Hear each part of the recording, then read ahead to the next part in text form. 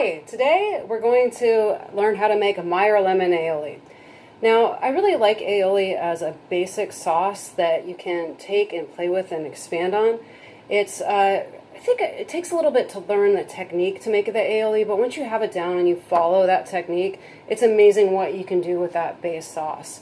So the basic sauce is olive oil based. It does have a raw egg in it, an egg yolk, that you basically cook through applying an acid to it, such as Meyer lemon juice. Add a little salt and garlic. And the key with the technique is to take your time, don't rush it. The first video here that I'm going to post, I'll go over how to make the traditional aioli, which is where you use a whisk and your stainless steel bowl and a lot of sweat equity. There is another method that I will post that's a little quicker that people with a food processor can follow. So to go over the basic ingredients, you start with your egg yolk. I like to use organic products whenever I can, pasture-raised, if I can afford it at the time. And then you have 1 cup of extra virgin olive oil. I like extra virgin. I like the taste. If for some reason you don't like the taste of extra virgin, you might want to go with a lighter olive oil.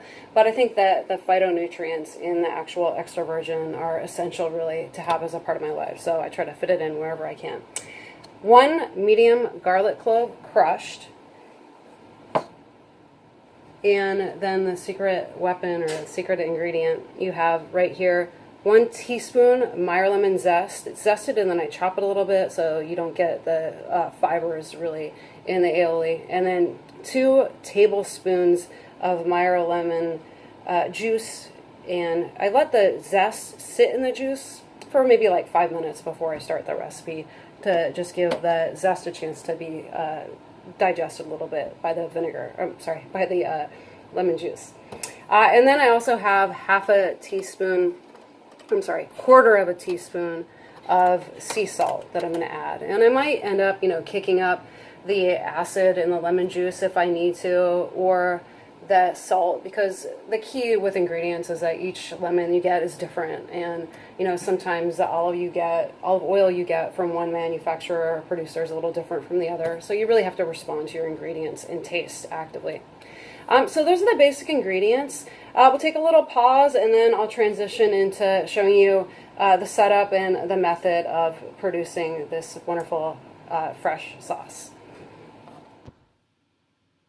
Okay, so welcome back. What we're going to do now is we're going to put together the aioli. So what I have now in my stainless steel bowl, which is secured, relatively speaking, with a wet towel, which makes it basically easier to hold together while you're actually whisking it. So I have the 2 tablespoons of Meyer lemon juice, the teaspoon of chopped zest. I've put the garlic in here, and I have the egg. And what I'm going to do is whisk it together. And for some reason, the juice itself, I think, helps the egg and oil emulsify, which is your ultimate goal. And so I whisk the yolk in until it gets a little frothy, like so. And I also add in the salt now, which I think helps it stay together. Now, aioli, again, the key is to be patient.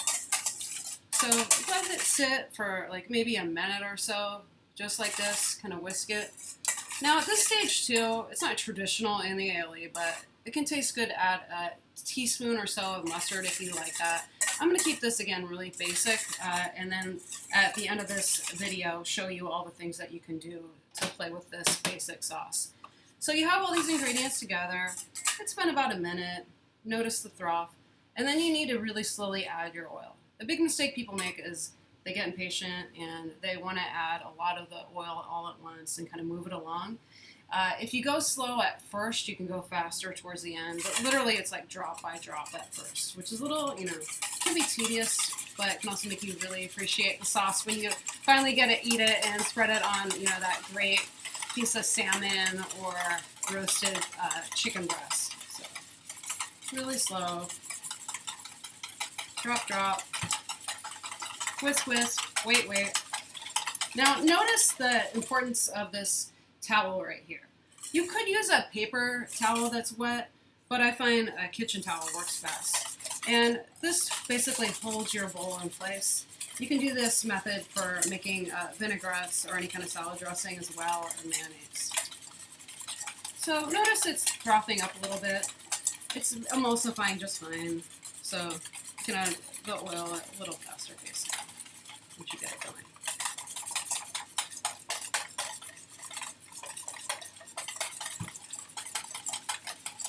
So I had to break a lot of aiolis before I actually got this right. It was one of the first sauces I had to make when, after culinary school, I ended up at this restaurant, and we had to make a lot of aioli. It was really good aioli, but we put it on a lot of things. You know, it was an Italian farm-to-table restaurant in Oakland, so we'd use it in the antipasta, and we'd use it in, with salads and sardines that we had just grilled. We'd use it at the fish station, out on the Spitfire rotisserie grill that I worked. And sometimes we'd have to make about 5 to 6 cups of this a night, 6 days a week, however many days we work, 5 to 6 a week. So the key is the more you practice it, the better you get at it, and really it's a wonderful sauce, so it's worth the effort, I think. With the oil, right, we're slowly adding it, we're whisking, and you just need to keep a steady pace with that.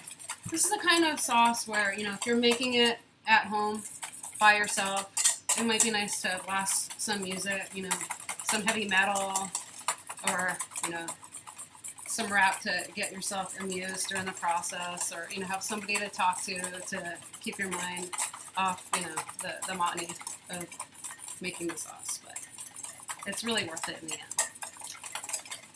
I really like the Meyer lemon. You could just go with a straight Eureka lemon. That's really, I think, the more traditional take on the aioli, but I really love the flavor of the Meyer lemon. And so here we are, it's January in California, and the Meyer lemons are really seasonal now, so when I can use the seasonal ingredients, I always do.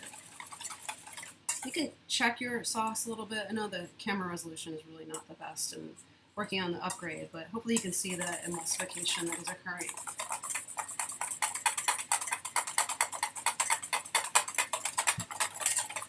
So you whisk, drop by drop. Keep it going. You can add a little more, but you see the pace is slow. Oftentimes, again, people just, don't understand how slow you have to go with the sauce. Maybe if I was whisking even faster, I could go a little faster with the sauce, the dropping of the oil. Hopefully you get it. So basically, you follow this method drop by drop until all of your oil is emulsified. Now, the ratio is 1 yolk to 1 cup of oil.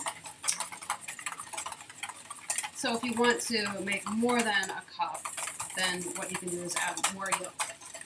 I find 1 cup of aioli actually goes quite far because it's a rich sauce. It's an egg and it's lemon and it's olive oil. It's pretty intense. So 1 cup usually is fine to serve, I would say. Of course, it depends on what you want to serve it with. And I'll provide some options at the end of the video, but usually a cup is enough for at least like 4 to 6 people to have the sauce for an entree or any type of app you might want to serve.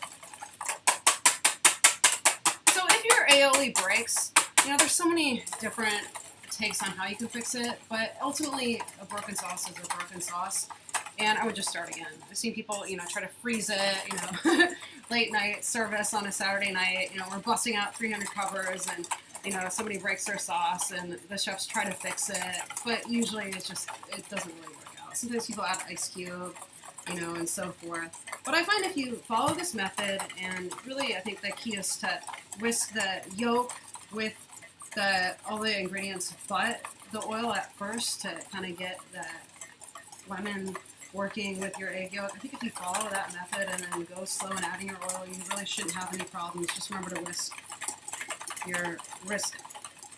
fully all the way through. Keep it going.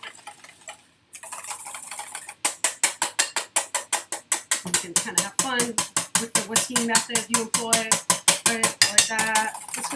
Whisk. And there you go. So it's a little, tedious, I know, to watch somebody whisk for 5 minutes. So I'm going to pause the video now and then come back with a clip at the end to show you the finished sauce. Hi, welcome back. So I was able to incorporate a cup of olive oil into the aioli base, and as you can see, the consistency is nice and smooth. The sauce isn't broken. This is exactly the consistency I wanted to achieve. If you like it looser, you might want to add a little pinch of water, and if you like it tighter, I would add a little less lemon juice initially to start.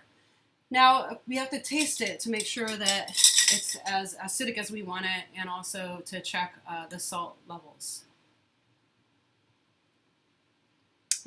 Yeah, so just the right, I think, amount of acidity, but it does need a little extra salt, I think.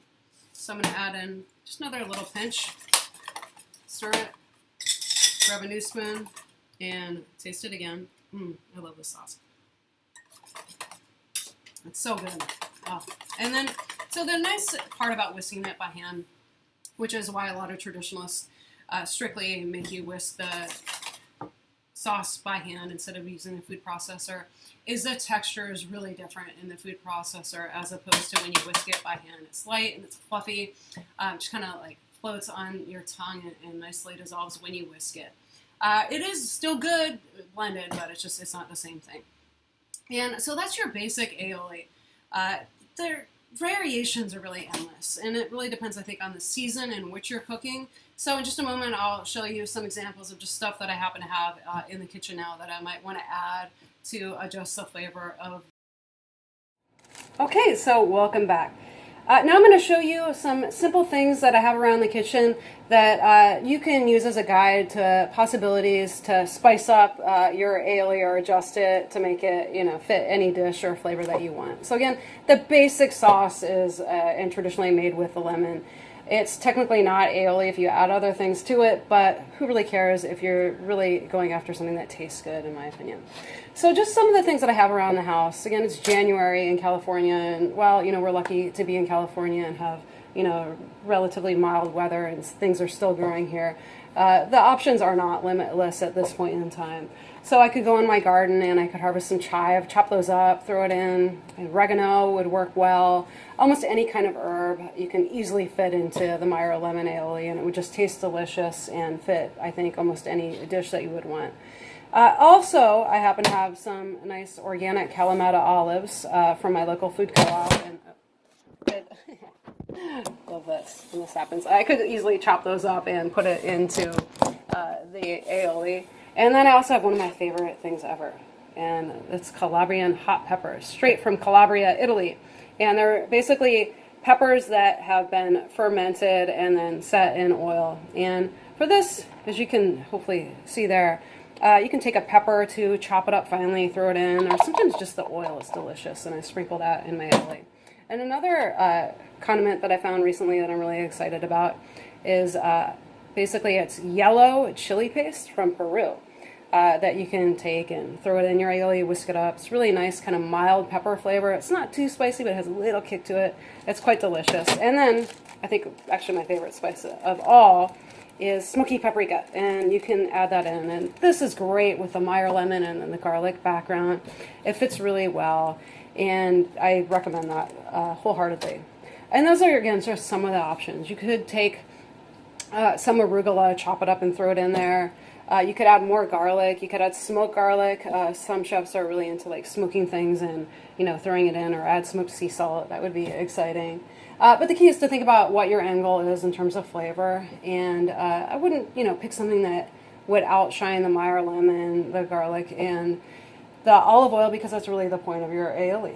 Now, in terms of what you can use this sauce for, it's really versatile. And again, that's one of the reasons why I like this sauce is it's almost as versatile as a simple mayo in terms of its application. So fish is a slam dunk. Roasted or poached fish, aioli works perfectly with. I also really like it with chicken. I've had it with eggs. Even, with beef, it's nice. If I was adding beef or using it with beef, I might, kick up a little bit more garlic, make sure that lemon is really present, and maybe add some Calabrian hot pepper so it can actually stand up to the beef flavor. And those are just some possibilities. It would go great on a burger, a vegan burger, or, you know, grass-fed meat-based.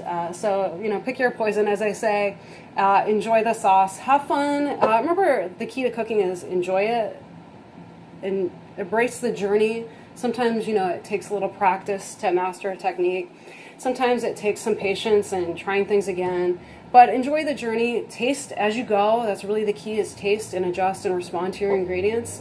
And enjoy the ride, as they say. Thank you. Oh, and please check out the base recipe on my blog at www.gabriellemeyers.com.